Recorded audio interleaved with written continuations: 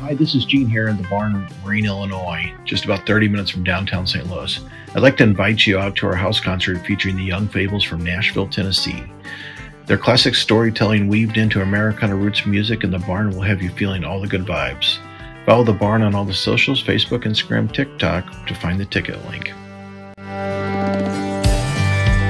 Oh, we don't have to have a picket fence, a big old house with a couple kids. We don't have to love each other to the end. No, baby, we don't have to love each other to the end. But I wonder what would happen if we did.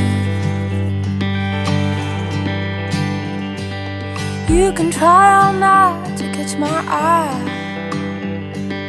I could act like I don't notice you.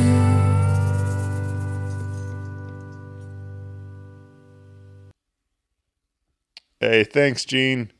Hey, be sure to come out on June 22nd to the barn and see Gene with the Young Fables.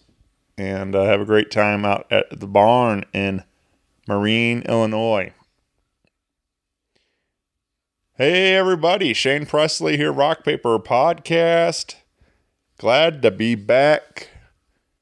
Glad to have a very special guest joining me today, Mr. Michael Blakey, singer-songwriter from St. Louis, Missouri. We sit down and talk about his brand new album release party, happening tonight, Friday, May 31st, at Blueberry Hill Duck Room in St. Louis, Missouri, along with special guest West End Junction. So grab tickets, come on out, have a great time, and support Michael, and hear all about it on today's episode. I do want to remind you, as always, Rock Paper Podcast is brought to you by Friendship Brewing Company in Wentzville, Missouri, serving up all your craft beer needs. Over 25 rotating taps over there. All kinds of tasty beverages, delicious food. You got your burgers, nachos, flatbread, pizzas, and more. And great live music every weekend, including tonight, Friday, May 31st. You can catch Steve Kyle out there from 7 to 10. And Saturday, June 1st, the Wayback Weekend. Sunday, June 2nd, Howard Levinson. And that's all happening at the Wentzville location. They all recently launched a location in Flint Hill, Missouri. Same great beer, all new dining experience out of the Fly High Kitchen. And you can catch Fireside Duo there Friday, May 31st. Saturday, June 1st, Buddy Entwistle. And if you are in the Hannibal, Missouri area, you can catch Friendship Brewing up there also. Brand new location. Get you some Sidekick barbecue while you're there. Take home a 4-pack. Whatever you got to do. Get out and support Friendship Brewing Company. You can find it all at friendshipbrewingcompany.com. Follow along on Facebook and Instagram for more info. And be sure to tell them Shane sent you. If you need me, you can always find me at rockpaperpodcast.com. Hit me up on the socials. Email me, rockpaperpodcast@gmail.com. I would love to hear from you. And with that out of the way, sit back, relax, and enjoy a brand new episode with Michael Blakey. A podcast is kind of like it's like a radio show that's not on the radio. It's on the internet. Does that make sense? Uh-huh. Yeah. That's also like my mom. It makes it sound more confusing, doesn't it? It sounds like this. Hey, everybody. This is Michael Blakey. I'm here with Shane Presley, and you're listening to the Rock Paper Podcast. Rock Paper Podcast. Scissors beat paper, paper covers rock. Rock beats scissors, Shane covers non-stop. Never know what new kind of guest that he's got coming at you.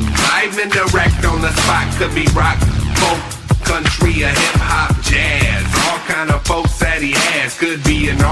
guest or a comedian to make you laugh on the Rock Paper Podcast. double-decker fudge round, rolling round town. Shane coming at you live and direct from ground zero. He's your hero, he's your bestie. Rock Paper Podcast with Shane Presley.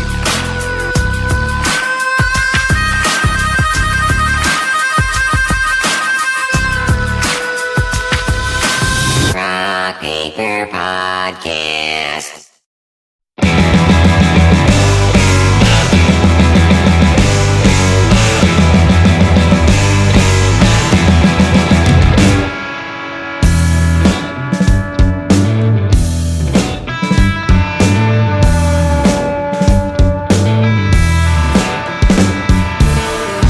There they were,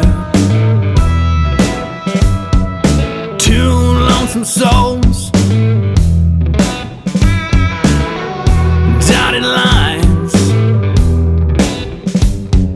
connecting as they go. Does this pen have a story to tell?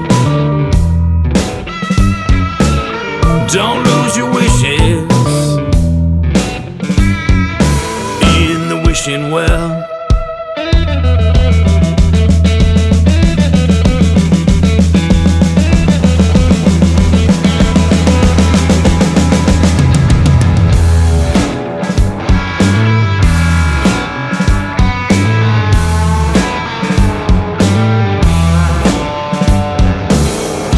Walking shoes in the box alone. Don't blame your stumbles on the cracks in the road. Clock on the wall, hands that can yell. Don't lose your wishes in the wishing well.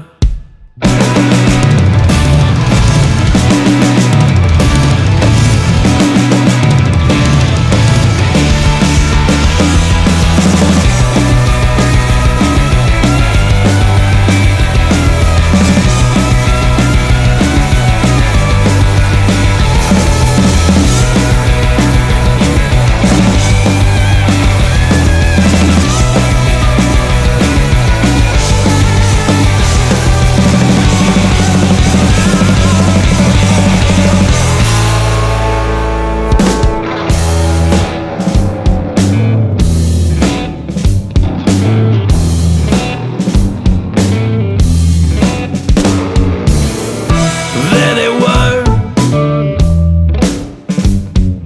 souls on parole, voices echo, and the universe implodes, and the universe implodes, and the universe implodes, and the universe implodes.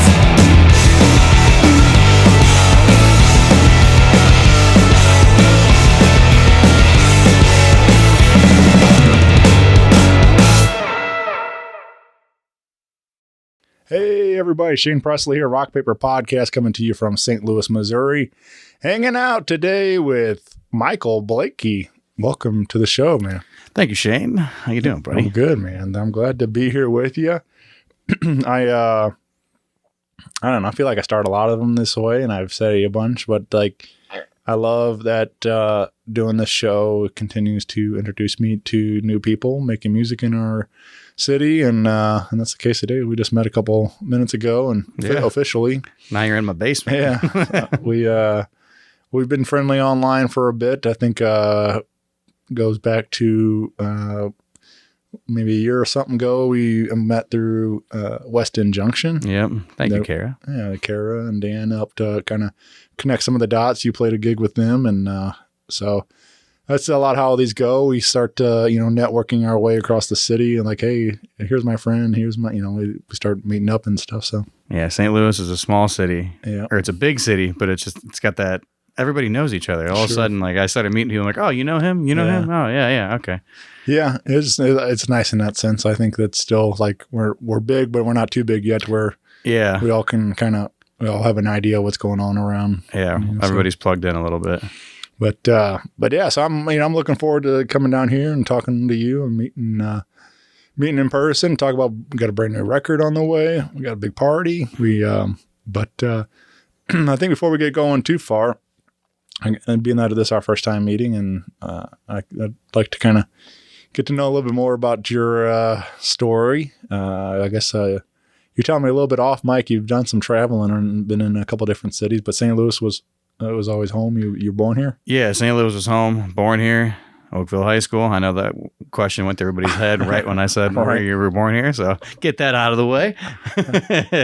Yeah, I was born here, then went to college. I did 1 year at Merrimack because I wasn't smart enough to go to Mizzou freshman year. So I went to Merrimack for a year and then was lucky to go to Mizzou for 3 years and got a business degree, air quotes, and did some booking for like the school there. So I was on the concert committee there. And that's when I kind of got introduced to like event planning and event management and a little bit of contracts and talent buying and stuff and like writers because we did all the like fall music festivals and a couple international festivals there. So that was cool. So that was like my intro to that. But then, yeah, after that, in terms of where I lived, I've lived in Missouri, Austin, Texas, a minivan for about a year when I was traveling with a band. Yeah. And then Romania for 5 years, and then New York, and now back in St. Louis. So that's like the overview timeline. We can dive into those if you would like to as well. Yeah. Yeah, man. That's, I don't know that I ever met anybody that lived in Romania yet. So never thought I was going to go there. Right? Yeah. So, well, I guess let's start with with music in town here. Was like, were you playing gigs when you were starting to book those shows, or were you, had you found music at that point yet? Yeah, I didn't really do too much gigging in high school. I was kind of still learning kind of guitar and really didn't have the right crew of guys me and my buddy Jimmy, we played a lot of acoustic stuff, but we didn't really have like a drummer or a bassist or a friend that was playing that instrument. So we never really got into bands, but went to a lot of shows, went to like some ska shows.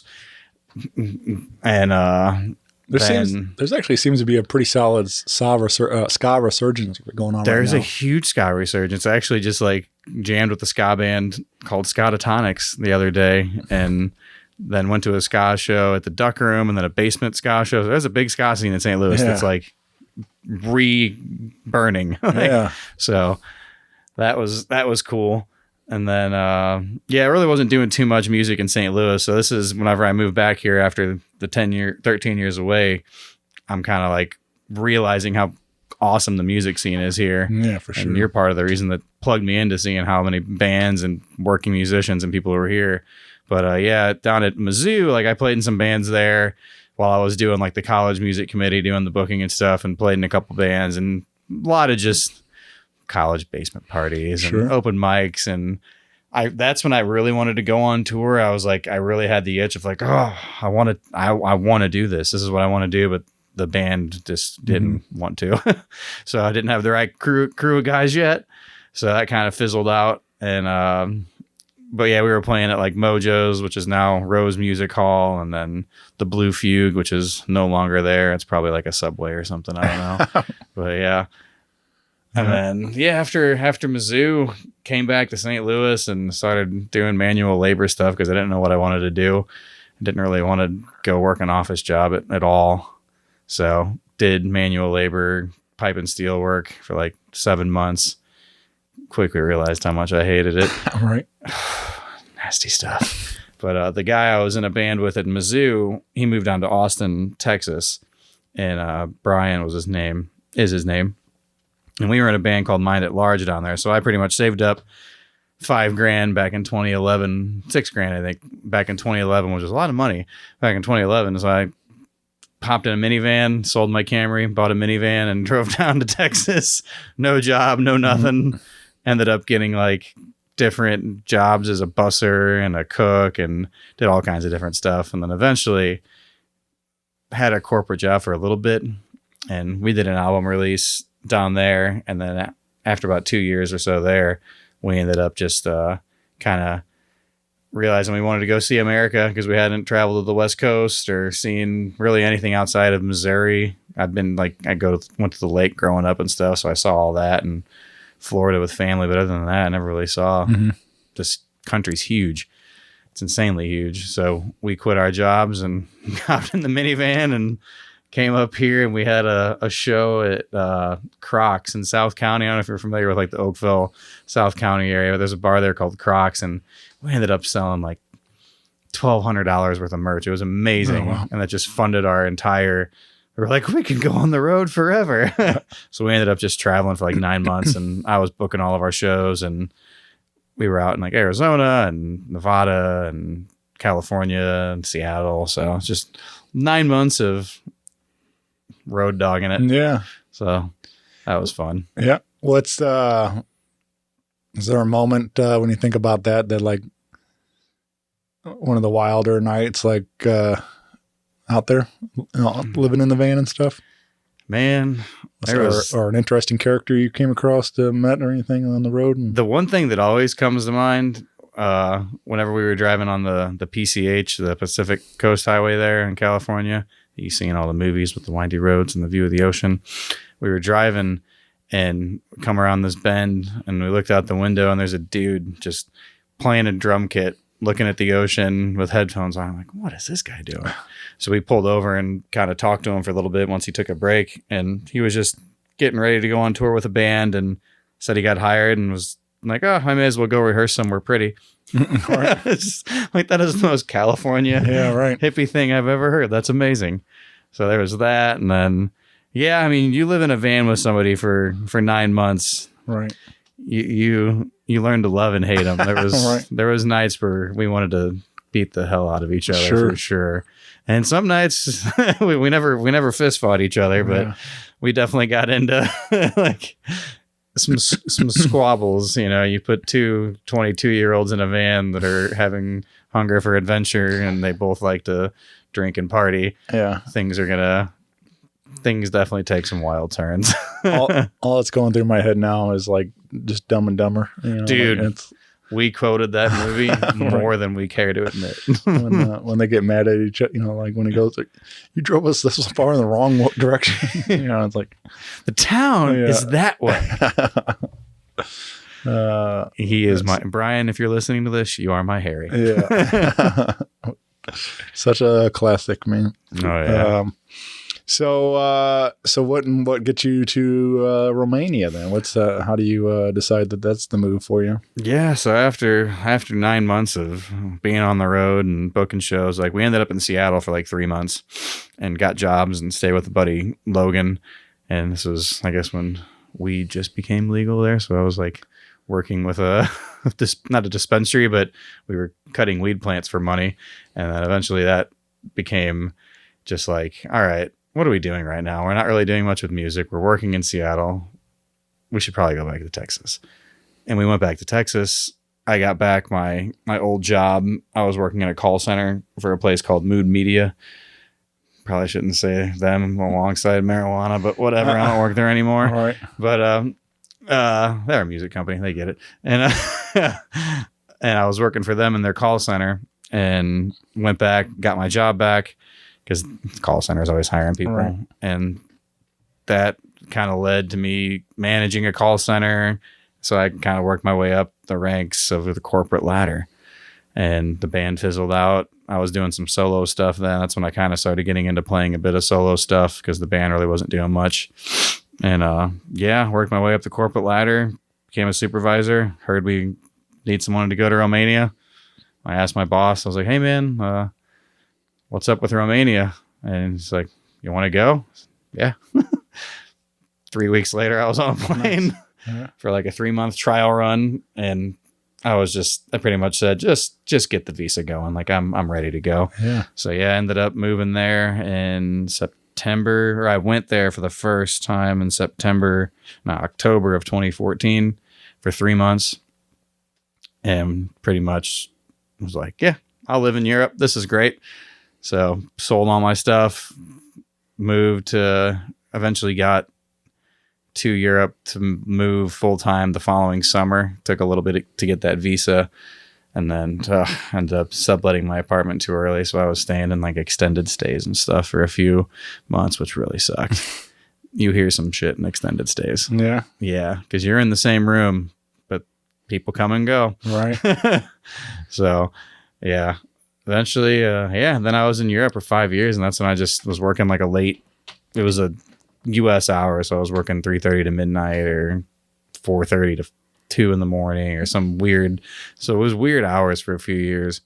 And I was doing some gigging there, not too much, but I started writing a lot. That's when I started really kind of like realizing I got songs to write. Mm-hmm. So I started writing a lot.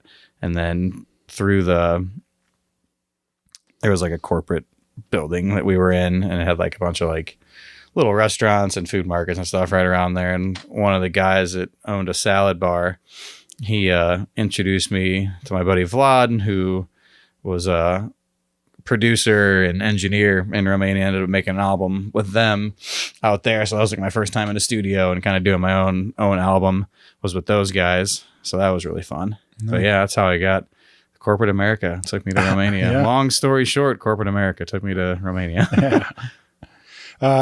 Yeah, that's crazy stuff, man. But was there anything that really like culture shock for you, or do you fit right in? You think like I fit in pretty quickly. I'm pretty malleable as a person. Like I can make friends with just about anybody, but culture shock wise, or is there something that you really missed when you did get to come back home? Like that, you like, man, I've been thinking about this for a long time. I definitely missed friends and family, but at that period of my life, I was just so ready for something new that I didn't like write off my past. I just knew that I needed some more to grow as a person, because I was like, there's something inside of me. I don't know what it is, but I needed to keep finding what it was. But I think the biggest culture shock was how direct Romanians are. Right. It's like, damn, okay, all right. They're pretty direct people. Yeah. So if they don't like something, and it's a good quality, it's not a bad quality. That, and then what else? What other culture shocks was? I mean, I guess getting screwed over in a taxi. That wasn't really a culture shock, but it was kind of like, really? You're just going to turn the meter off and charge me whatever the hell you want? Okay. Until I speak Romanian. So that's what kind of like made me want to speak Romanian, was knowing when people are talking shit about me. Yeah. Gotta know that. Well, there might be a good place to drop in a tune. And I was thinking this all sounds like New Perspective might fit in there with some of those lyrics kind of tie into what you're talking about. Oh, yeah. You know, forcing a new perspective there. And so Yeah, I wrote that song. Didn't even write it in Europe. So after the 5 years in Romania, I kind of got tired of the corporate world, and I got a new role in the company. So I was doing like daytime sales stuff, but fast forward, moved to New York with my wife. And that's when I wrote the song. When I got back to the US, it's like, holy shit, it's different when you're looking out to the US and looking out to Europe, and it's a completely different world. So that's kind of what it was about, of just like kind of a song of how grateful I was to have the chance to live over there. And if people do have that chance, like, take it. Like if you've got a chance to go somewhere new, see a new culture, experience new things, like, go do it. Like there's so much to learn. Yeah. You just learn a lot of respect for other people with it. Yeah, man.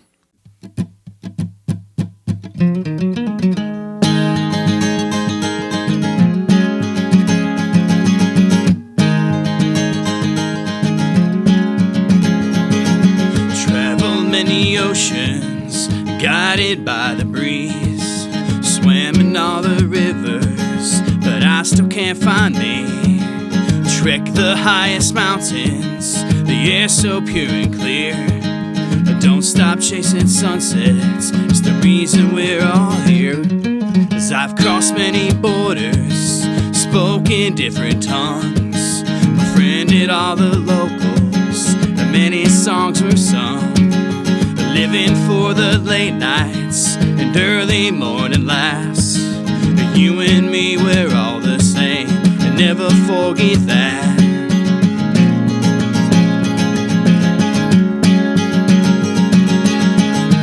Why don't you leave from where you're from? Go out and see the world, we're all under the same sun. Go out and find a different way to see. Just a new perspective, same reality.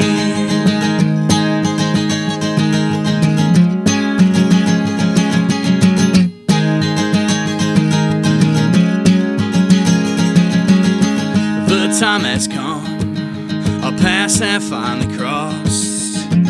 We shared a smile, and never to be lost. We'll keep on going and heading our own ways. I'll walk into the sunset, I'll see you another day.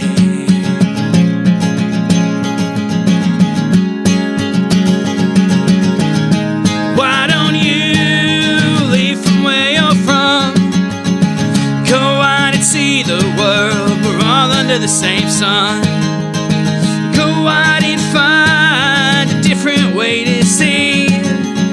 Just a new perspective, same reality.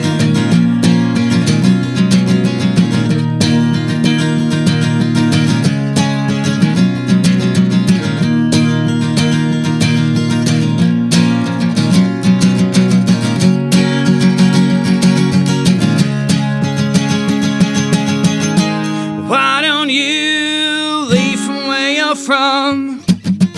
Go out and see the world, we're all under the same sun. Go out and find a different way to see. Just a new perspective, same reality.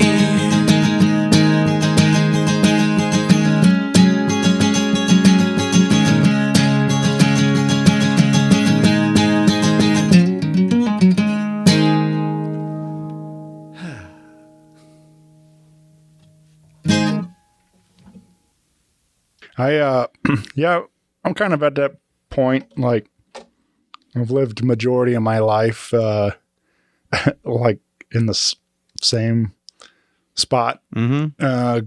Though I live now like 2 miles from the home I grew up in. Yeah. I've been in the same job now for 19 years. I was telling you about. Yeah. And I'm getting an itch. yeah, I mean, so it's just like I like everything's comfortable, but I do like that, and but there's parts of me, like especially for just visiting, at least for traveling and getting to see more of the world, like you're talking about. Like I've made the run to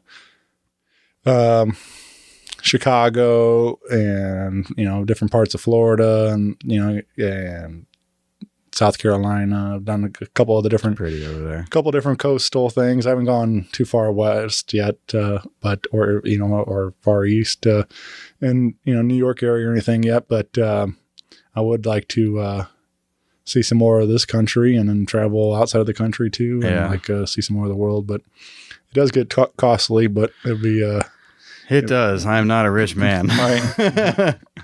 But definitely be an experience though, especially like if you had already a stable job over there, like that would definitely make a benefit. Like that made it easy. Like it was a no-brainer. Like, oh, you're gonna pay me to live in Europe? Yeah, all right. Let's go. I don't care what I do. I had a buddy went over and was teaching English in Japan, I think. Yeah, and I got a few of those friends. And he was like, just same kind of thing. Like he was like, yeah, it sounds like a cool experience to go see some of the different part of the world. Right.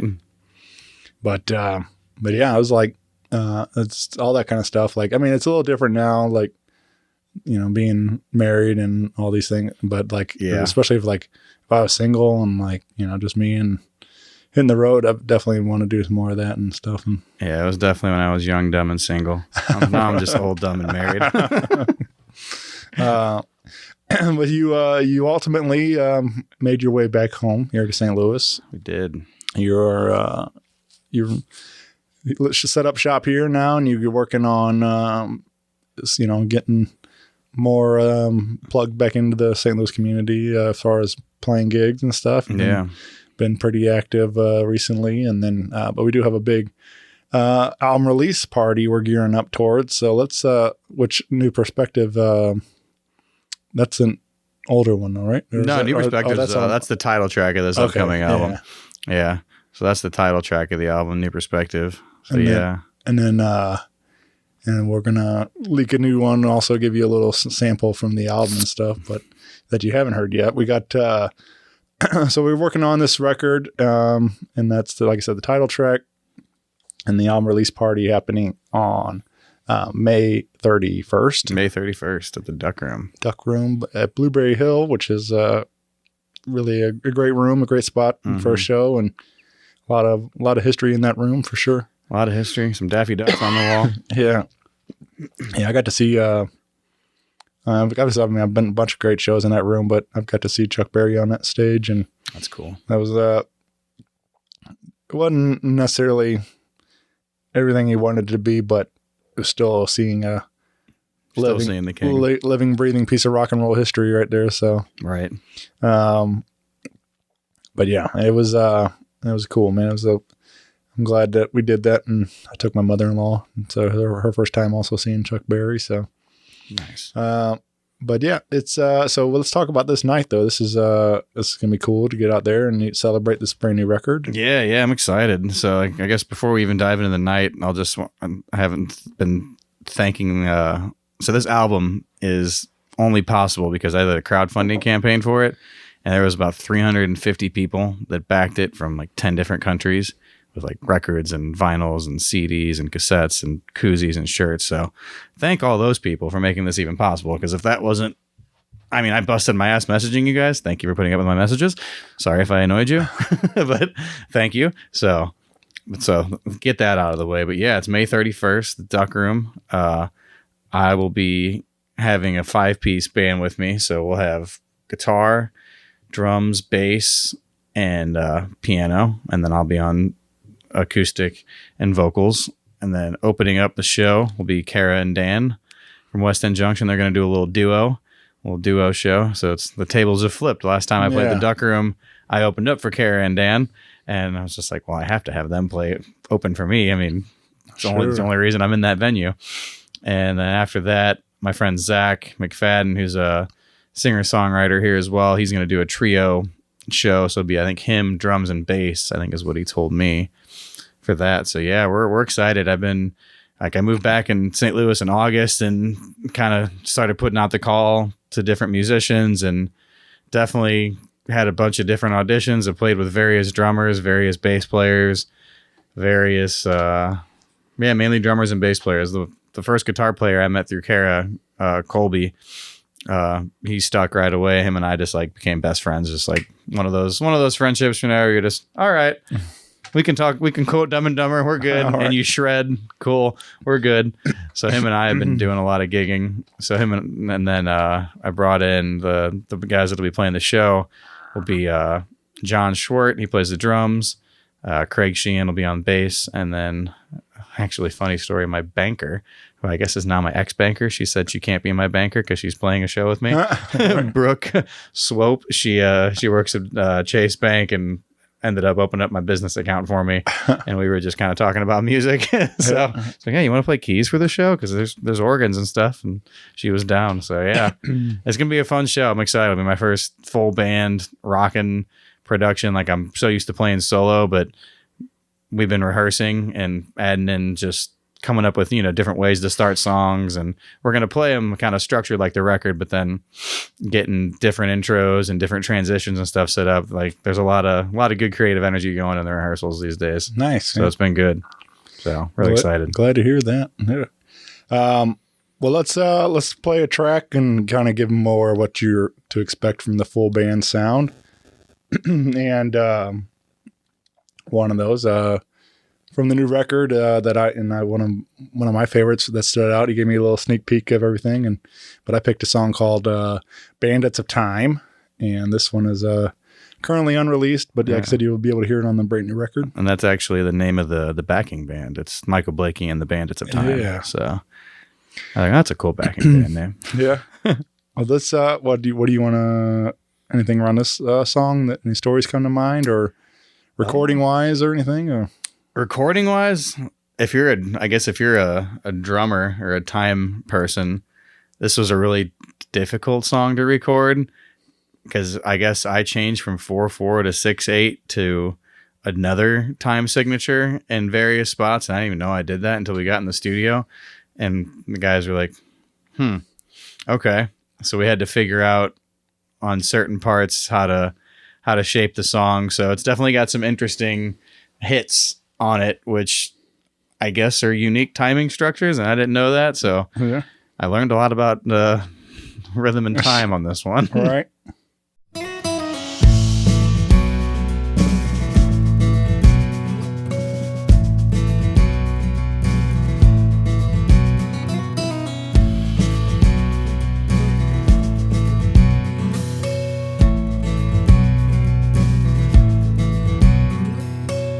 Scarred by fear since the day I was born. I've been a warrior all along. The lurking shadows locked inside came out to play, and I don't know why.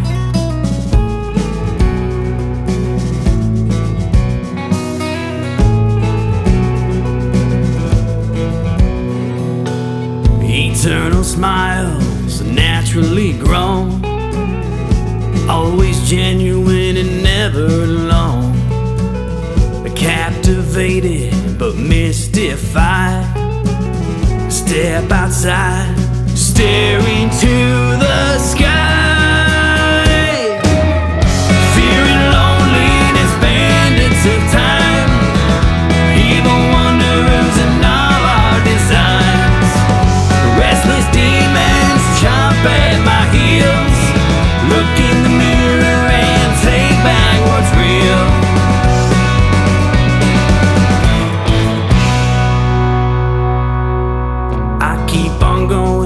Always follow my heart.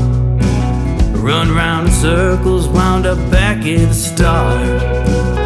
Trapped by feelings taking me low. Show me a smile, dig me out of this hole.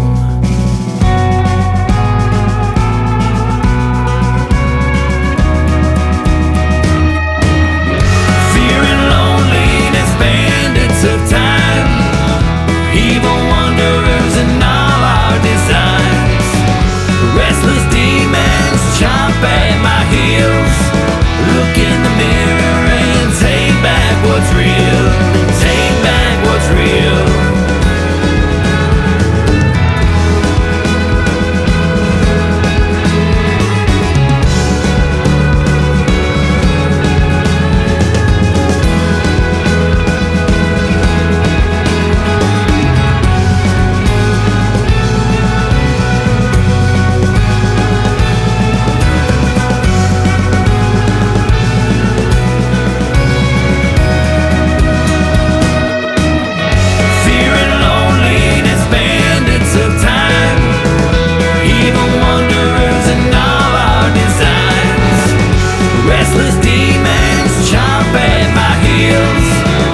In the mirror and take back what's real.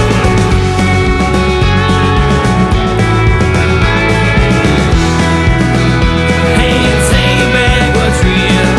Bandits of time. Bandits of time. Bandits of time. We all have days when we lose ourselves. We're only human, nothing else.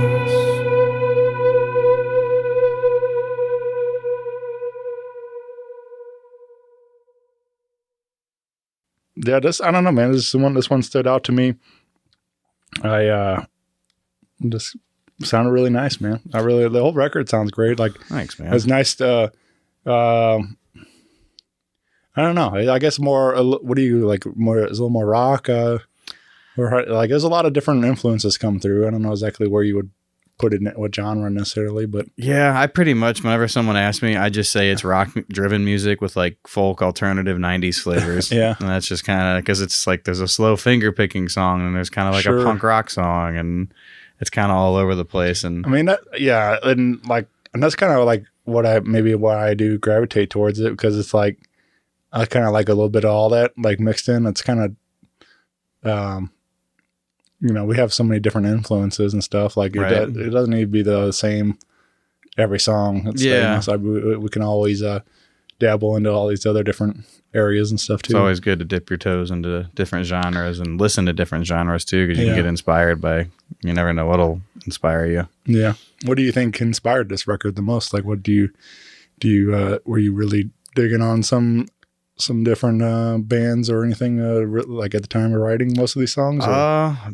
So during the time of writing a lot of these things and writing and diving into writing in Romania, I was listening to a lot of a guy called Frank Turner. He's one of like my big influences. He's a folk punk British guy who's just a relentless touring machine.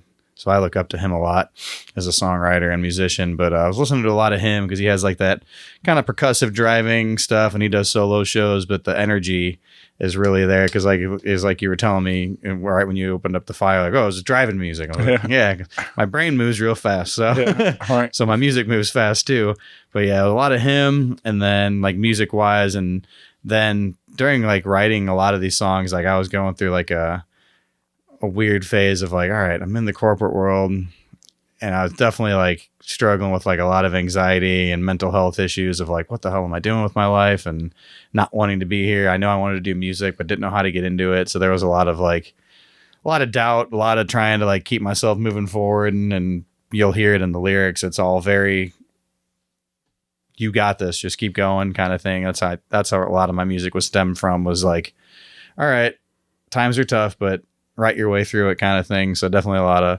mental health, believe in yourself, anxiety focus on this one. And then, yeah, a lot of Frank Turner. Yeah. But yeah, because even during this record, it was the first time where I worked with the producer. I worked with these guys at Edgewater Music Group down in Houston and sent them about 20 tracks. And we worked back and forth with, I sent them versions and then he gave me some feedback and some songs. So I ended up reworking a lot of these, like this Bandits a Time song. I'm trying to remember if those bridges, those buildups were even in there. I think the chorus was completely different. I don't even remember what the chorus was now. It was completely different than what it is on the record. So it was the first time where I really sat down and thought, all right, how can I make this song better? Because the first album I was just like, ooh, I got songs, I can record them. And now I was challenged by somebody else to, all right, these are good, make them great. I'm like, all right. So that was definitely a fun process and a tough process too, because I played these songs so long in that structure, and then someone's like, no, you got to make these different. I'm Right. like, oh man. Yeah. My brain is like, really? We've been doing this for 2 years, man. Yeah. Like, so I think that's, excuse me. I think that's good though too. Like a lot of people kind of get comfortable with these songs that way. And, and then, I don't know that there's any really right or wrong there, but I feel like having somebody help you, like you don't need that, cut this, tighten it up, like, whatever it is, like however but typically like I feel like a lot of times they're right, and it makes it you once you see it like or hear it that way, and then you're like, okay, yeah, I understand. Makes it a little more polished and everything, and gets so I feel like it's nice having some outside perspective to somebody that helped you. Definitely working with somebody, because I've talked to some musicians about. This was my first time working with a producer who was very like hands-on with the process. And I've talked to some people about it, and some musicians are like, oh no, because they just want to change everything. I'm like, they don't want to change everything, but they have a completely non-biased opinion of the song. They're not connected to it, which is something that's really valuable, because if somebody's not personally attached to it, they can offer a complete, just like, this could be different, this could be cooler, this is good how it is type of thing. So it's definitely a good thing to work with somebody and definitely get other opinions and demoing songs was huge. Like, this is the first time I demoed songs. Like, this is pretty much what this was. So anytime I'm going to record now, I'll never just go right into the studio. I will demo stuff, write different parts, come up with different ideas, and almost have to understand that nothing's ever really solidified. Like, you want to go into the studio prepared, but also there could be something where it's like, we need to add something, or somebody will do something on accident. And like one of the bridges in New Perspective, we didn't write that until the day of the studio, because everybody was just kind of thinking, the song's missing something. And then I strummed one chord and then another chord, and then the producer hit a couple other chords and kind of wrote a little bridge, and then we kind of tied it all together, and I was like, oh yeah, cool, now the song's done. Right. So definitely get that new perspective. Yeah. Was it all studio guys then that recorded on the record with you? Yeah, so it was Edgewater Music Group was the company, and then Derek Hames was the producer. One of the other guitarists who was their mixing engineer and head of distribution, John Shelton. Then Isaiah Gill's the drummer, and he did some touring with Black Flag, which I was like, oh shit, that's cool. Yeah. And then John, what is John's last name? Or not John, Mark. I forget his last name though. His Instagram handle's some guy on bass.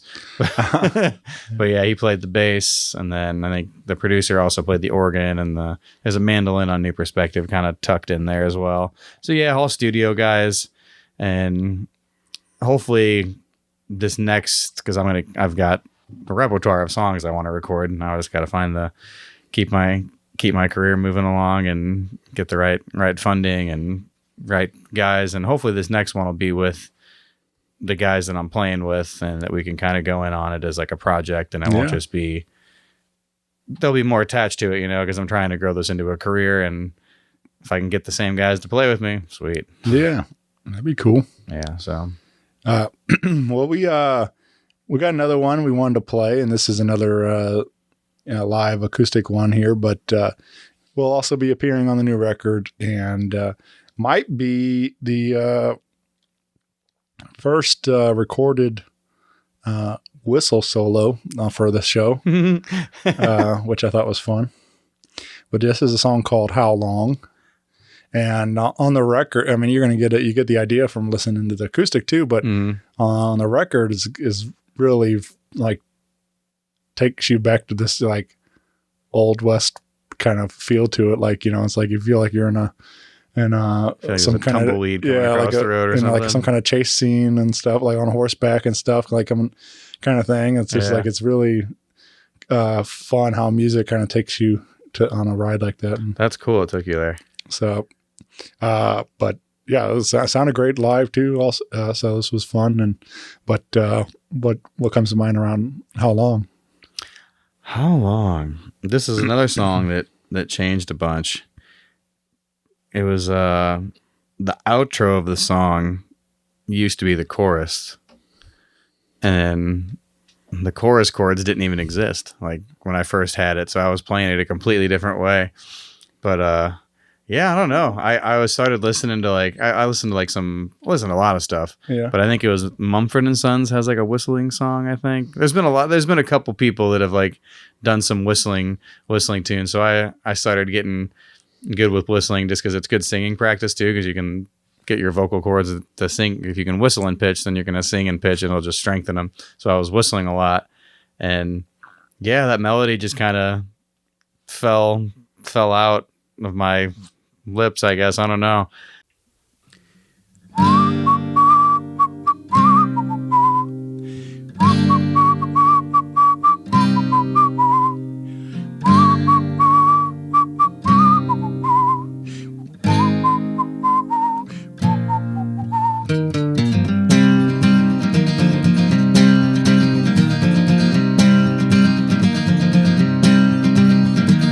Wake up in the morning with a head full of fun, staring to the ceiling, dreams are on the run. Caught up in the future, reliving the past, stuck inside this moment, how long will it last? How long,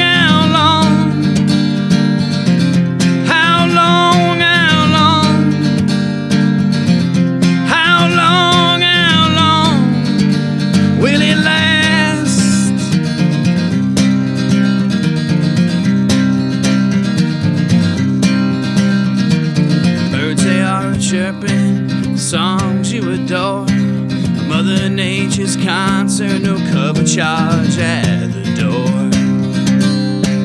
Dreams engulf reality, your mind has been set free. Dancing and laughter, his life's best recipe. How long, how long? How long, how long? How long, how long will it last?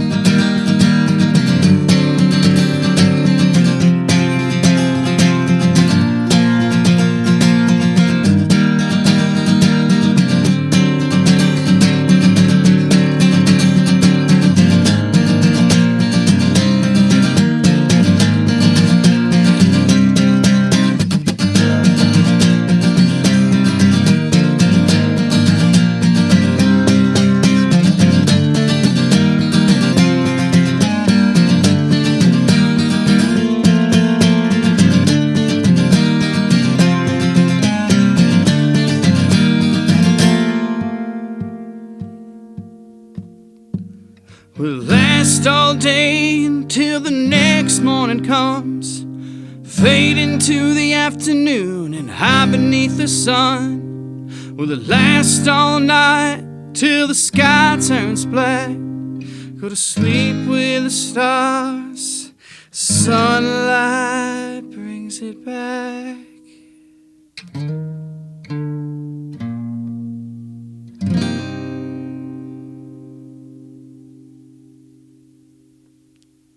So, but lyrically, this song is kind of inspired by like, just like almost procrastination in a sense of like, how long will it last is like, how long am I gonna keep? Because as humans, we make excuses to not do stuff. Like we're like, oh, I'll get it done tomorrow, or oh, I can do it later. So later might not come because you never know. Like tomorrow is a completely different day and you're going to be completely different focus and all that stuff. So that's kind of what this song is about, is like, how long is it going to last until I can just break the cycle of procrastination? Because that's definitely something that I not deal with, but I wouldn't say procrastination. It's almost like, as musicians, we're very critical on ourselves and we think we always have to do more because the digital landscape's insane. And as soon as you open up your phone, you see somebody doing something, you're like, oh shit, I'm not doing enough. And it's just like this rotating cycle of like, all right, I got to do more to like grow in this digital industry. But so that's kind of where that is at, of like, all right, how long? Because there was a period of time where I was kind of like not really making any content for social media, or really doing much with music, and kind of just like being lazy. So that's kind of where that one comes out. But it was interesting. I didn't really think about that when I was writing it. It just kind of, the words just kind of fell out of me. I was like, oh, cool. Got those words. That's cool.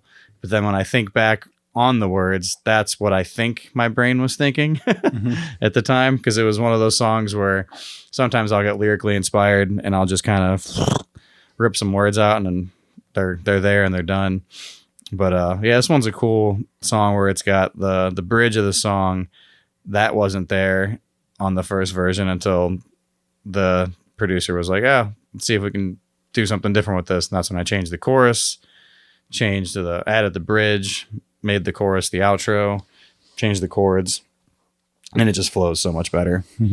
So yeah, man. With it, you kind of talked, between how long and there's hug your enemies. Hug your enemies the most. There's the lost in anxiety. There's like a lot of, like you said, there's a lot of mental health. Yeah, very mental health driven stuff. Do you find yourself like, is that, I'm guessing writing is pretty therapeutic for you, writing these messages almost to yourself, like hey, like it's going to be okay.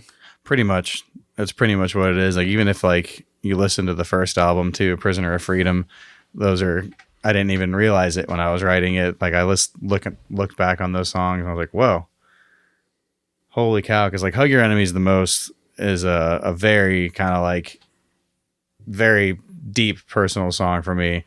And I was going through a really rough time and living in New York. I moved to New York with my wife, and we weren't married yet. We were just girlfriend and boyfriend, and known each other for like 7 months. And I decided to move back to the U.S. with a girl I'd met. And, okay. Yeah. So, but she got a job here, and when we moved here, the pandemic hit, and I just quit my job. And luckily, I made a good chunk of money when I was working in Romania. Nothing crazy substantial, but enough to like, okay, I can survive for a bit.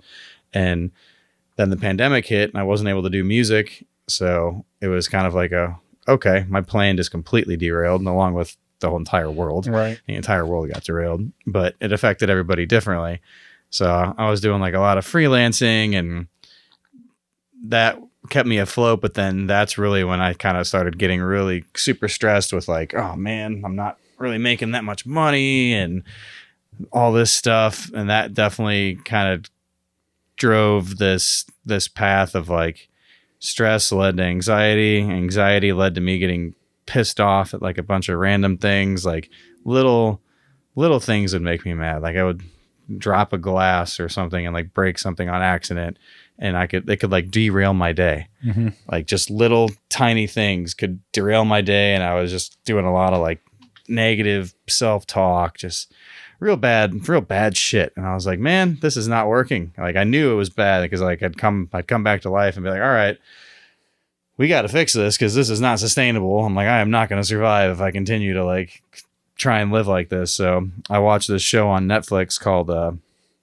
How to Change Your Mind. I don't know if anyone's ever seen that before, but I don't know that one yet. But it's a show that's about how psychedelics can help the brain with like mental health issues, and like they did like different various things. So they did like psychedelics with psilocybin, which is mushrooms, and then LSD. They used that with like war veterans that are like a lot of like PTSD things they talk about on there. People that suffered like traumatic losses of like, there was a guy that lost his mom suddenly type of thing. And there was all kinds of different stuff. And it's the show that inspired me to go, all right, I see all these success stories of these people going through these traumatic things and going through all this crazy mental stuff. I'm like, all right, I'm going to try that. So like, it was just, and I've done psychedelics before recreationally at concerts and stuff. I never really did it with a goal of let's fix what's going on in my head type of thing. But their whole thing was like, all right, meditate for a little while and for like a couple weeks, focus on what you want to like fix and all that stuff. So I did that. I was going down to the Hudson River and like meditating and like, all right, I want to go into this good vibes. And I put on noise canceling headphones, a blackout blindfold thing. So it was just me in my head and laid in bed and went to outer space. Yeah. Yeah. It was pretty wild, man. A very out of body experience of like kind of zooming in and out of myself and seeing how small I was in the world, but also how big I was in the world in terms of like carrying around a negative energy, how it can affect others around you. If like you're in a shitty mood, like could cause somebody to be in a shitty mood or something like that. So it's like you saw how small you are in the world, but then you also see how big you are in terms of how you carry yourself. So that was one thing in there. And then a lot of other stuff happened, a lot of crazy stuff. I won't go into too much detail because I could talk for like 4 hours on it probably. But like the pivotal moment was whenever I found like a younger version of myself and we kind of reconnected, and I sent him on like these little missions to go find maybe different versions of me, because I was a mad little young kid, and I found this little angry version of myself. I was like, holy shit, that's why I'm getting pissed off. Okay. So I had him try and go find like other versions of me, and he didn't find anybody else. But at one point it was like, he opened up my old closet, and like, you know, those little 8-ball shakers that say like, oh, better luck next time. Or yes, definitely. Magic 8-ball. Yeah. Yeah. The Magic 8-ball. And like he found a bunch of those, or I found a bunch of those or something. One of us did, because there was definitely two people. This is how out of body experience this was. And, it was all those, and it was like anxiety, fear, depression, all this stuff that I was just like carrying around and like defining myself by. Like I had them in these like little handheld like pool ball types of thing. I was like, all right, I've got it now. And that was like the hug your enemies the most came from that. I was like, I'm holding all these now. I'm in charge. I'm not letting this shit dictate my life anymore. So it was an intense moment because I went down to the Hudson River the next day and wrote this song like in full on tears, like because it was a wild day. Because I don't know if anyone out there, don't know if anyone out there, definitely know that people out there are struggling with mental health. Like it's right.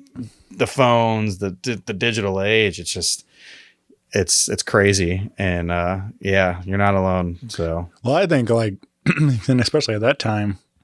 We're all like locked up, secluded from everybody. And it's like, that was like the peak of like the worst for so many of us. Like, I personally benefit from social interaction, like concerts, especially when, like that's my release and stuff. Huge person guy. and when it's taken away from me for 2 years, like, that was definitely a hard time for sure. Yeah. And then just like being in a new city, we didn't really know anybody. Like we were there for a month and the whole world shut down. We're like, right. I hope I like you. I moved across the world with you, Lucy, and we're still married. All right. Or we are married. But yeah.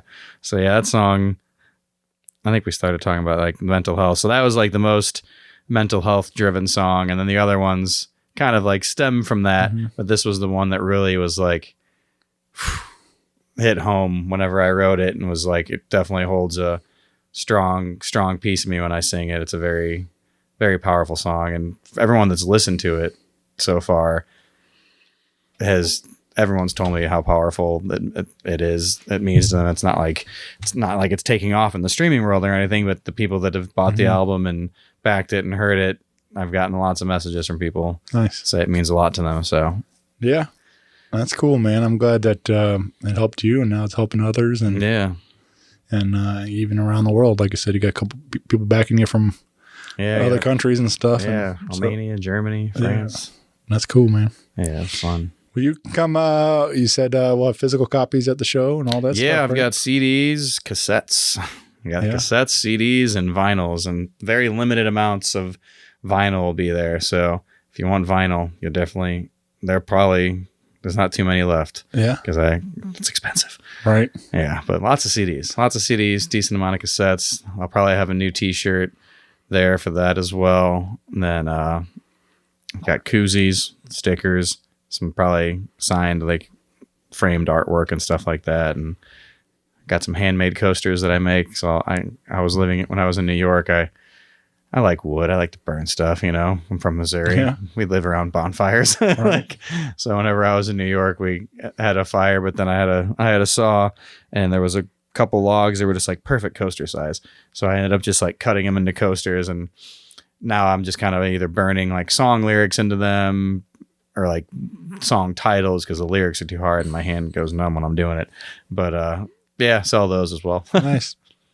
I think that's really neat to have something like that. That's a cool idea to having, personalized, unique stuff on the merch table. Like it's always, catches my eye, something, and especially as you were talking about, like doing the crowdfunding stuff, having options like that to where people can be involved and more in the process. Like people I know some people go back and forth on like, about it, it's like, but as a fan, I love it. And I like, I know I'm going to buy a copy anyway if it's somebody that I like. So it's like, might as well pre-order it and give them a couple bucks. And, I usually get like some kind of exclusive shirt or handwritten lyrics or whatever, all these different packages and things. So it's, it's a fun way to get involved with one of your favorite artists and stuff. Yeah, it was fun, man. And just some days whenever I have like a day of self-doubt, because everyone goes through it, because it's like the emotional roller coaster of am I doing the right things?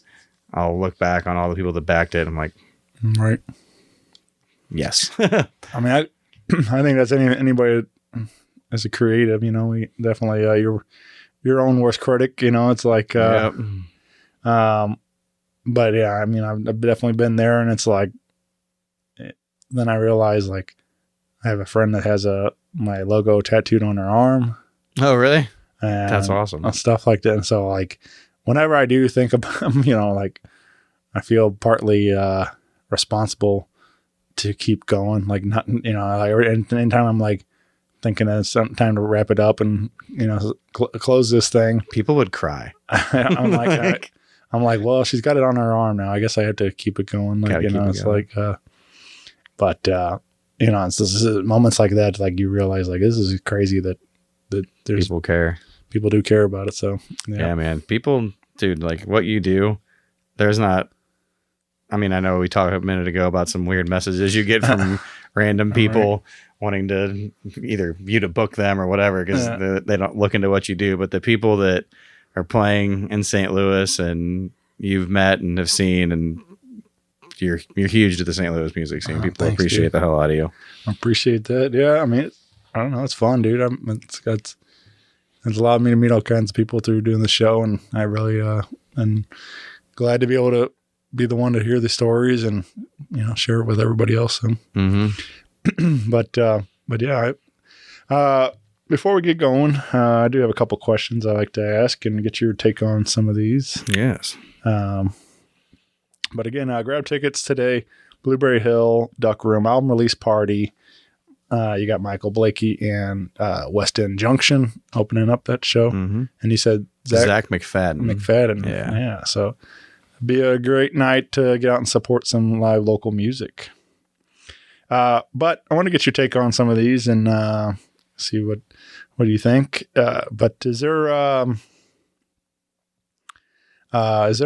fictional band you would love to see live, like somebody from movies or TV or anything that you ever like thought it'd be cool to actually experience that? Oh man, that's a good one. The first two things that came to my mind were School of Rock with Jack Black, then Step Brothers, the Catalina wine mixer. Not just, I don't think I'd want to see that band. Prestige Worldwide. Yeah, Prestige Worldwide. Yeah. What else was there? What was that band? There was like a Kiss movie. Brain farting on this band. Detroit Rock City. Yes, but was that just Kiss, or were they also in a band in that movie? I don't know. They might have had a band. I forget. Yeah, I haven't seen that one in a long time. Fictional band is a good question. There's a lot of good. Once you get into it, like you realize how many there are that you kind of forget about. But like some of the big ones that I always think about is like Wild Stallions from Bill and Ted. And then you got the Dr. Teeth and Electric Mayhem. You got the Power Line from a Goofy movie. Yeah. There's a bunch of good ones for sure. Like those would be some of my favorites for the top ones.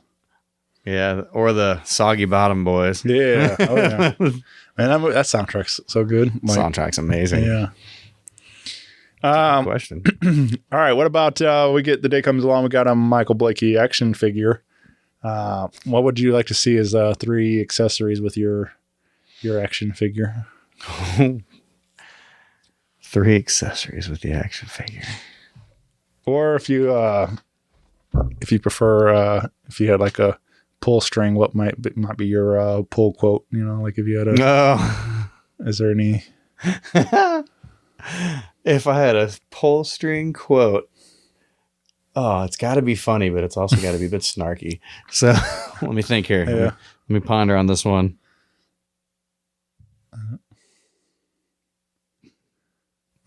Don't do dumb shit. Yeah. It's like, don't do dumb shit, or don't sweat the small stuff. Probably something cheeky and positive. Like Smile While You're Living. It's one of my songs. There you go. But if I had an accessory, it'd probably be like a can koozie. Yeah. There you go.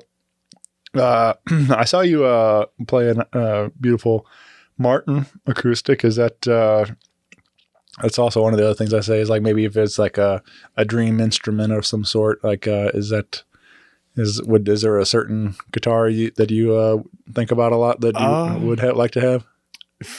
I want to get a 12-string at some point, but like dream instrument, saxophone. Yeah, that'd be my dream instrument to play the saxophone.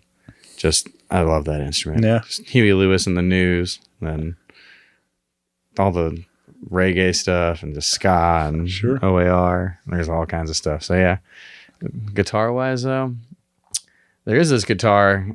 I think it's a Voyage air guitar. It like folds in half. You ever seen those before? Mm-mm. The neck's on like a hinge, and you can fold it and put it in a backpack. It's a full size, full body guitar. Yeah, so that'd be sweet to have. Huh? Yeah, and then doesn't mess it up at all. They say it stays in tune. Like, they say it doesn't mess up the tuning. All right. Yeah, I've never seen folding guitar before. Yeah, maybe one day. Yeah. All right. What about I think about like also like we're getting into this era like where placement's huge now too, like where you get, you know, so many different avenues, all these different shows and everything else. But I also think about it as far as like you as a person, but is there a movie or excuse me, a movie or TV show you wish you were in? Is there like, do you think, is there a certain world you think would be fun to be a part of, like, as a character, and then as far as the music wise, is there a show that you think like your music might fit into? Or definitely like you ever seen the movie Inside Out? The animated one? Yeah, the animated one. Yeah. That one was really cool. Whenever like you think about the brain and human memories as like lockers or different stuff, I think that would be really cool. I even actually thought about pitching some of my songs to see if they get licensed in that, like Lost in Anxiety, because they're coming out with a movie this year, and I think they added anxiety as an emotion. Mm-hmm. So I've debated reaching out to the music supervisor, and I should just do it. And it's like, hey, here's a song, license it if you want. But yeah, I think it'd be fun to be there just because the whole concept of that movie is insane. Just like, it'd be fun to be one of those voice characters because I've done voiceovers as well. Like I've voiced a couple commercials and never did any animation stuff, but that'd be fun. Nice. Yeah. I got a buddy, Adam Ray, that does quite a bit of voice work along with acting and really comedy. He's a stand-up comedian. Nice. And dude, he's killing it right now with he does a Dr. Phil impression. He's been doing these Dr. Phil live shows that are hysterical. But yeah, he does like the voice of Hyundai. He does all the Hyundai commercials. Oh, no kidding. Yeah. And he was the voice of I can hear him already. The Sign and Drive sales. Yeah, there it is. He does he did the voice of Slimer in the Ghostbusters? Yeah, the 2016 reboot. No kidding. Is he a St. Louis guy? No, he's from Seattle. Seattle? Yeah. Nice. We just met through comedy, and I'm a big fan of his podcast and everything. But anyways, it's cool. Like, but yeah, he does quite a few different things. But so I just think it's funny when I hear his voice on those commercials. I'm like, okay, Adam. You know, it's like, okay, Adam. Yeah, I know the girl that does, like, when I was in New York, that's when I got into voiceovers, and there's one person that does all the CVS stuff.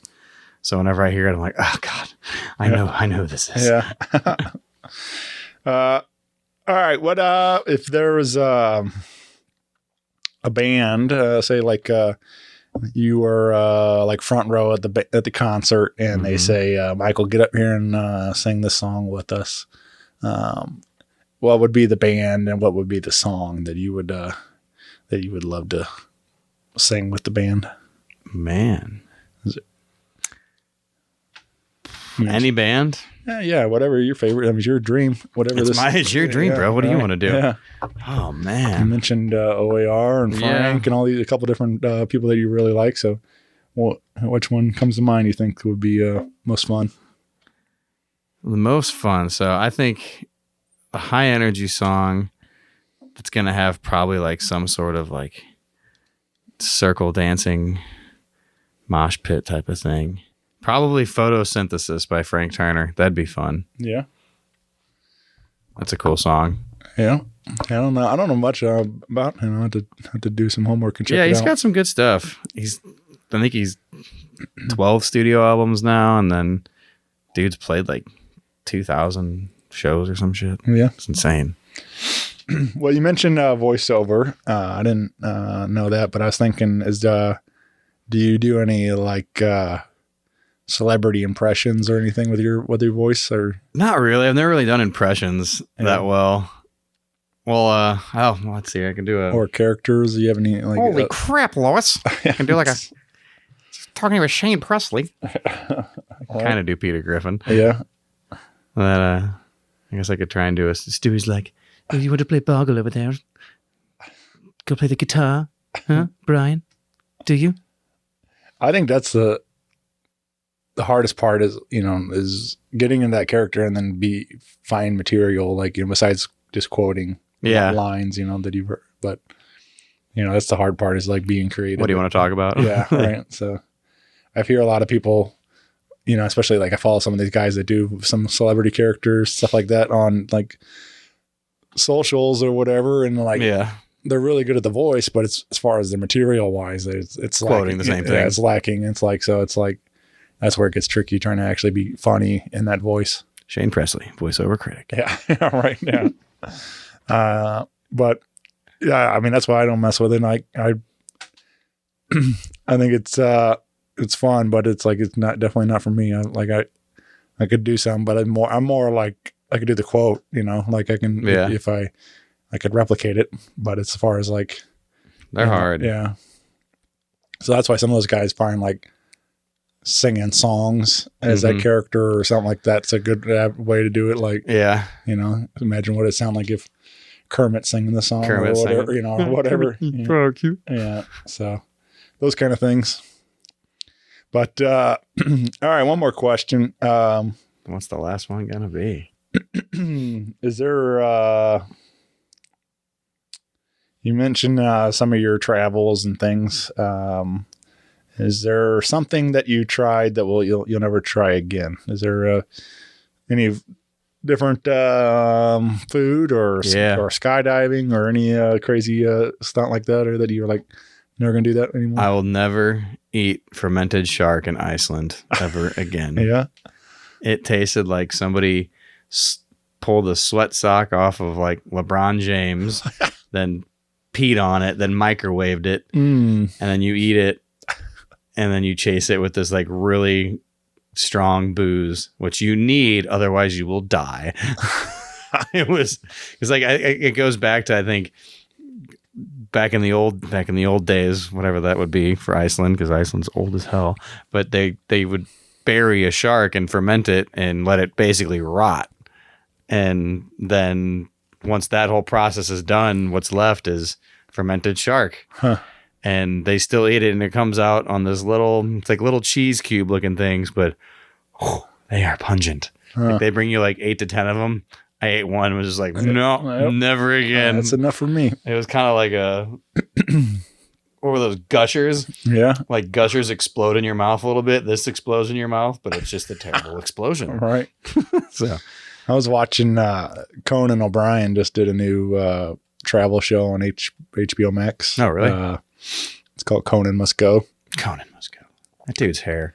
And so he's like 4 episodes. He goes to Ireland, Argentina. I don't know. I'm blanking what the other two. Anyway, he in Ireland, like a delicacy thing is they take like 3 different types of pork, blend it up, and put onions, and they put it into like a pig intestine tubing, and then like a lot of pig's blood, and it's like blood sausage. Yeah, and it's a blood sausage, and it's like, and then they cut it up into like little pieces, like a little wafer, or like what disc size, like a sausage, like whatever. Like, is it cooked or is it cold? I don't know. I don't know if I imagine they cook it, I guess. I couldn't tell like what, but Conan was like, he took a bite and then he's like overly, because he's making jokes that like Bourdain and all these people will go and they try these food and like, oh, you gotta come try this. You gotta come eat the it's so good. So he's like, so he was always, so then Conan's like rolling on the floor, like, oh, this is, he's like making, this is the most delicious thing. But I was like, I can't imagine that being any good. Like that much pig blood all over it and everything. I don't know that that's really what I want to eat, but yeah, I might have to pass on that one. But yeah, I was like, I don't think I ever really heard anything about blood sausage until that, but I was like, I don't know about that, but I've eaten a lot of random things, but that fermented shark was, it's too much, huh? Dude, it was not worth it. Yeah. Not worth it. Well, yeah, I don't know, but that's, I do want to do like travel. That's one of my favorite things when I do get to somewhere, like trying kind of what they're known for and things, trying some new dishes and trying some, stepping out of my comfort zone. Yeah. That's like, whenever I moved to Romania, it's like I started learning Romanian on YouTube with this dude that quick Romanian. And it was just like, where is the taxi station and all these other quick little lines. So I would chat my new Romanian colleagues that I haven't even met yet and in Romania, and they're like, whoa. So it was just kind of like, I always like to learn a little bit of something about somewhere before I go, because you're a guest wherever you go. Yeah. So yeah, man. Well, grab tickets, join us May 31st, Blueberry Hill Duck Room, and celebrate a brand new record from Michael Blakey, titled New Perspectives. Right? New Perspective. Yep. So, and when will that hit all does it hit the streamers that same day? Yeah, or? Same day. Yeah.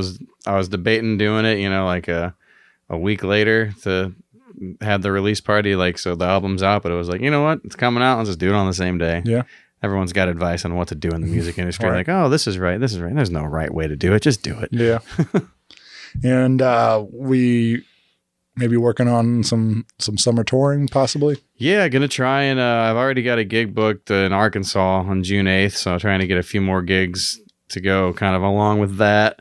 In Rogers, Arkansas, it's a farmer's market, so a little afternoon gig, but trying to get a few things in the evening there. And then I got a guy setting up some stuff. I'm going to be back at Sheridan, Indiana at the, oh boy, I'm brain farting on it. There's a distillery. I forget the name of it, but I'll be there the 26th of July, and then trying to set up some like Chicago and some other runs around like a July 26th, early August type of time frame. Do like a couple 7 to 8 solo shows on the road just to kind of have some kind of tour for it. Yeah. So yeah, hoping to solidify those in the next few weeks. And then other than that, it's going to be back at, I think we just have like a soft hold. We're playing with a Kansas City band at the Platypus in August. And then, yeah, trying to set up some fall stuff. And nice, man. Yeah. So trying to stay busy. Yeah. Trying to. And you can find more on Facebook and Instagram. Get plugged in on the socials. Michael Blakey, MO for Missouri. And then my website is Michael, Michael-Blakey.com, Blakey. Yeah, man. Well, I appreciate you doing this. And I appreciate you, man. Thanks for coming over and kicking it. And yeah, man, it was doing cool. What you do for the industry. Yeah, well, happy to help. It was a fun day, and I'm excited to hear what's next from you. Hopefully, like I said, maybe this will lead to another new record with the band that you got now. So that's the hope. Yeah, man, we'll keep it rolling. So got to. But yeah, let's do it again soon, man. Sounds good, brother. All right, thanks, buddy. I'll see you. Thank you. Take care. Bye, everyone. See ya.